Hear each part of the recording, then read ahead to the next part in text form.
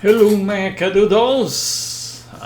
So try nating stock o mag-trade sa US market So try natin to si RGTI, computing ano ba to siya na ano to siya stock, provides full stack quantum computing services. So maganda to, ang headquarters nasa California, So pang long term, so maganda to siya kasi mga quantum computing services ang offer nila, So yun na yun siya kasi sa panahon ngayon ito na yung mga bagong So check natin kung anong magandang na to. So long term natin to. So baka tayo. So, ang forecast ni TradingView is 40.30. Tapos si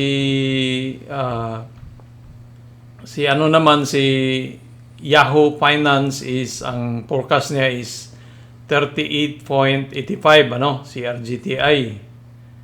So, hedge fund may magandang balita. Unmistakable message to quantum stock. So, may balita siya, So tingnan natin. So sa ngayon ang nito ni ang free float is 322 million. So malaki kasi. Tapos sa ngayon ang volume lang niya na trade is 19 million. So, malayo pa talaga. So, ganun yan siya . So, hindi mo asahan to na lilipad ka agad sa isang araw lang. So, pang long term to siya na stock. So, dati, nasilip ko to siya. Dito ko to siya nakita dati . Nasa 14 pa dito . Pero hindi ko pinapansin. Ayun pala, umabot na pala siya ng 60. Tapos bumalik dito sa baba, So,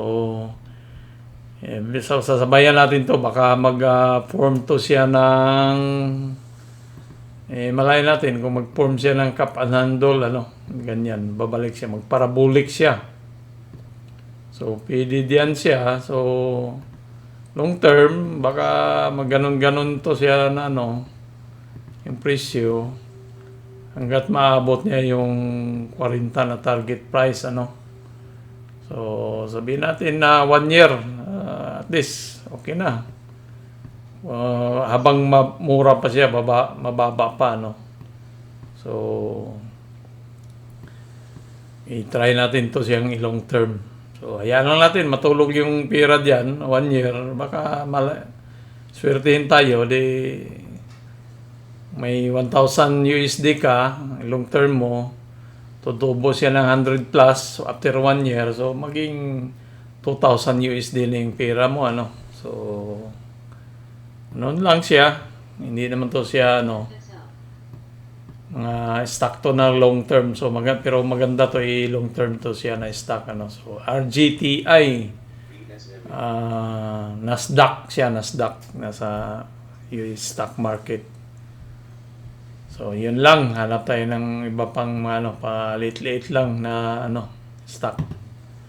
So, yan lang mga kadoodles. Huwag kalimutan mag-subscribe sa hindi pa naka-subscribe. At huwag hayaan ito po hindi po to isang financial advice, So, nag-trade ako. So, yung mga trade ko para maging may history. So, may mapanood tayo sa pagtanda. So, nire-record ko lang to, So, kaya wag gamitin to na isang financial advice. Pero, kung gusto niyo sumabay, bumili din kayo ng RGTI pang long term sa US stock market, Yan po mga ka-OFW. Hanggang dito lang po. Sa ulitin.